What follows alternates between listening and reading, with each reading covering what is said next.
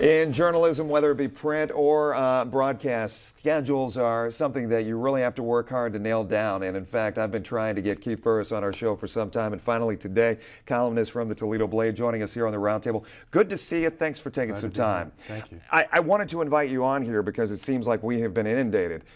Summer is sometimes a lull, but we have been inundated with, I guess, good news, interesting news, over-the-top news over the last couple of weeks here in northwestern Ohio, southeastern Michigan. Let us start off by kind of piggybacking what Joe and I were talking about in the first segment. What is your take? What's your read on what Mayor Collins wants to do, what some union members and current employees want to do as far as this tobacco use issue is concerned? I think it's dumb. I think it's legally dubious, partly because of the slippery slope problem. I mean, do you start to ban people who like McDonald's food or people who don't go to the gym? It just opens up the door to so much. I think it opens up the door, and I think there are more modest things you could do. You could encourage people to join gyms and eat healthy without sort of mandating and big brothering the whole thing. You could ban smoking at Government Center. That's a modest thing that would make things look a little more professional. But to me, this is legally and also kind of philosophically dubious. And I think it's a distraction, given all the big stuff the mayor has to be dealing with and thinking about right now. This will be a big controversy that kind of takes him away from economic development. And the money issue you don't see as, or saving the city money down the road, you don't see that as the overlying it surely would, message? and the mayor makes a good case, and I see why someone in that position would be worried about cost, but I would think trying to do it voluntarily, and maybe not making this the #1 thing on his plate right now. Do you think it softens the blow by saying those of you who currently work for the city, fire not included because they are self-insured, giving them the grandfather clause? Do you think that softens the blow a bit, or just still, as Joe was saying, it could shove away some potential good employees? I think it could shove away good employees, and it may soften the blow, but you've also got this sort of double standard, you know, so. As we look over the last couple of weeks, you are relatively new to the area, coming back here and having your column appear weekly in the Toledo Blight. What has grabbed your attention most as far as, I guess, the people of this region, the work standard of this region? Well, as far as the people, the kind of the sincerity and the people really still care. They care about, I went to a meeting at Lord's College on how to make Toledo a compassionate city. I thought there'd be 60 people there. There were 600. So the earnestness and sincerity, I think, is really impressive. You spend time each and every week, for people that don't know. You were at some of these community meetings. You were at a lot of these community meetings where you were listening to the people, hearing the stories that they tell, and being kind of that ear for what's bugging folks. Right. I try to get around, I try to move around the city, because I think that's the only way you can make the column work. I don't have a big enough head to write out of my head, you know.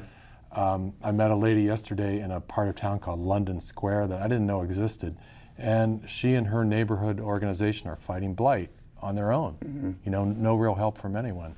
So there are a lot of great stories out there. This is something that the Blight has championed over the last week or so, looking at this issue. The mayor, the last couple of weeks, the mayor has responded to it. Is that something you picked up on initially when you saw there's a lot of rundown properties, there's a lot of misguided focus from city council or city government in general as far as the blight in Toledo? Yeah, it seems like I think there's sort of consensus that it's gotten worse in the last 4 or 5 years. And it's startling when you drive around the city.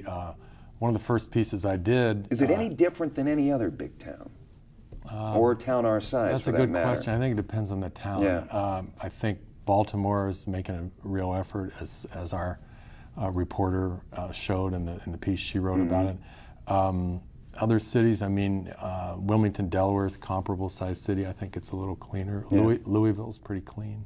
Mayor, also, as you talk about where the focus is, and we talk and discuss where the focus is as the city is concerned, the Marina District buyback, what we're looking at right now. This is an area that was bought by Chinese investors, and we were, do you think we were sold a bill of goods?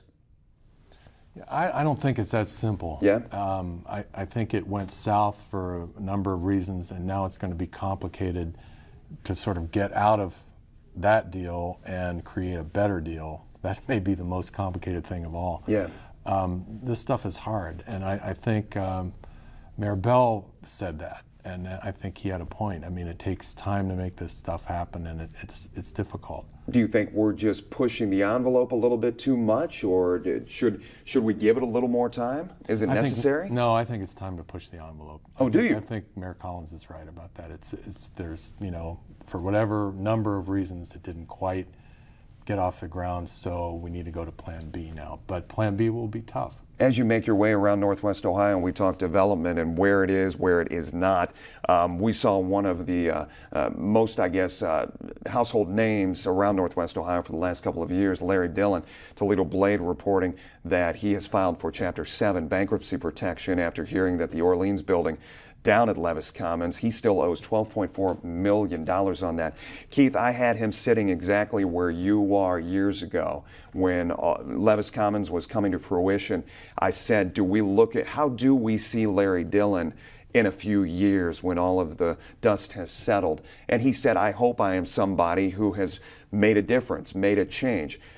Where do you see this story going as far as him being kind of, the banks in the article with the Toledo Blight said, and even the ownership down there, Dillon, the ownership down there, I'm blanking on the name right now, but they said, we have distanced ourselves from that. We have moved on from Larry Dillon. You see it that way? As you think Northwest Ohio is moving on from Larry Dillon? Well, to me, the moral of this kind of story, I'm not sure. Things happen to people, things happen to good people, people with good intentions. Mm-hmm.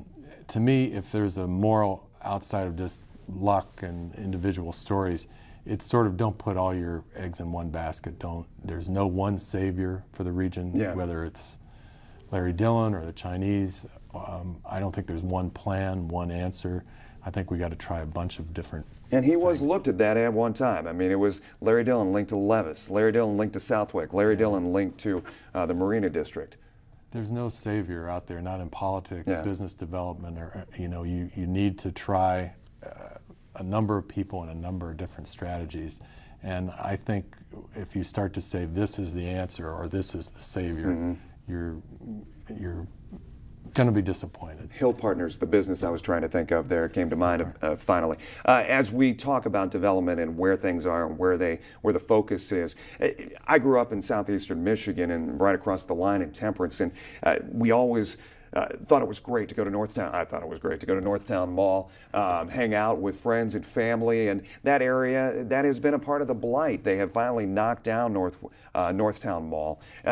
I talked to Lindsay Webb, District 6 representative, earlier this week and asked her about where the focus is, because we see South Toledo being Mike Collins' former district and a lot of focus there, getting the Clarion knocked down, still focusing on Southwick and trying to get an investor in there. Lindsay, I asked her about the focus, and she gave me this quote. She says, I have to give the mayor time, but I hope our industrial base is not disregarded. While there are higher property taxes paid in South Toledo, it's the industry on the north side that's vital to the Glass City's welfare. What do you think about that? Well, she's got a good point. We've got to be an industrial city. Again, maybe not just one kind of industry. And I don't think one part of town is the answer any more than one industry. But I think we need more people. I think the idea of bringing immigrants into the city is a kind of a daring, interesting idea that's sort of percolating very quietly. How so? Well, the commissioners, I think, are working on this.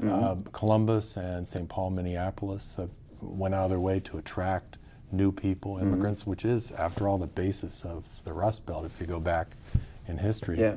And I think the downtown development is important, too. I think, we need to make sure the ProMedica thing happens, and maybe one big thing above and beyond that. You talk about downtown, that leads us into our next topic. And over this last week, we have seen a kind of a snowball effect to a story about food trucks and the legislation of how they operate, where they operate, when they operate. This became bigger than you even thought it would. Yeah, it's stunning to me. I thought this was a kind of, an issue for just a few people. But it's something that seems to resonate with lots of people. And I think maybe because it's a freedom of choice issue. And I have to say Back to the tobacco conversation. Back to the tobacco. And I guess I'm kind of libertarian on these things. I mean, I think government needs to intervene in certain big things like food and drug oversight, but I think you have to have a reason and a good reason. Be sure that the intervention results in a better result. To me, I don't see why restaurateurs downtown need protecting. They seem pretty healthy. I don't see why the mud hens need protecting. And I just feel like let many flowers bloom. This is a cool thing. It's big cities have it. It's a youth thing. People like it. Let these people do their thing. Yeah. And to me, it's too much kind of pushing from we're going to regulate you and decide and favor these people and charging these people. Businesses $1,000 to operate. What do you think? I think it's a bad idea. Yeah. I'm glad to see them. I think it's good for the vibrancy of downtown, and leave these people alone. Keith, where can people see you and how often? Tuesday, Thursday, Friday, and Sunday. On the Toledo Blight. Keith Burris, thank you so much. We appreciate you taking some time and hashing out some of the stuff that's going on around Northwest Ohio. We will be right back for this Sunday here on the Roundtable right after this.